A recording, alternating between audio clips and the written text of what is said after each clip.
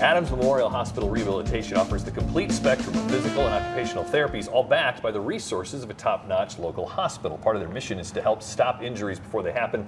Ellen and Chris are here to tell us more. And well, I guess tell me more about what it is you guys do. Okay, so the main focus today that Chris and I are going to talk about is ergonomics and injury prevention.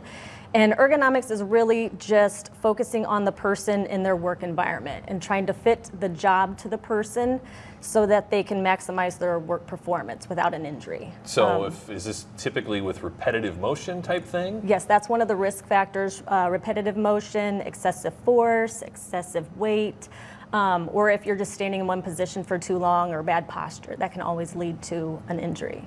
So when you walk through a public space, maybe you're walking through our newsroom or walking through whatever, do you instantly see those things like, oh, that's gonna cause that problem? Many times we do. Yeah. It's common to have workplace injuries, and what we do is we can also assess the work environment to help reduce those injuries or the occurrence of them if you have one. And then once you have one, then we can also help assisting with recovery. Is there some common sense tips? I mean, is there anything that you just, you hate to see because you know that somebody's going to end up hurt? Extreme angles with your wrists. Okay.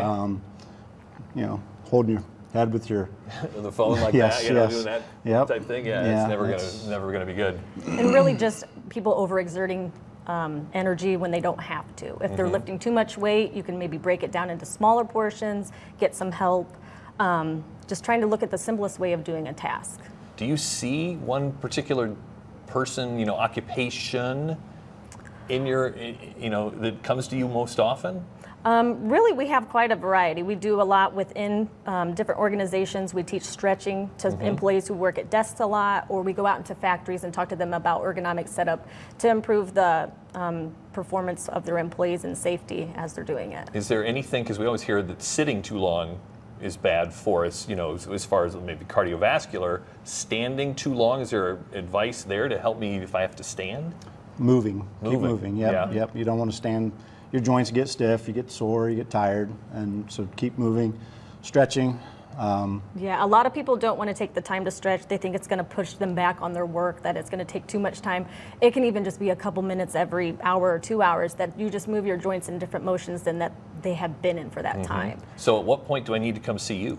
If you feel like you need to be aware of kind of the early warning signs, kind of what if there's pain or you're having some discomfort, and you try all the kind of preventative measures that we've talked about, but if you're not seeing any improvement, then you would maybe go to your physician, tell them, and then they can get you a recommendation to a physical therapist. And then we can kind of problem solve, we can assess, and we can kind of help you implement a plan to improve the way you're working. All right.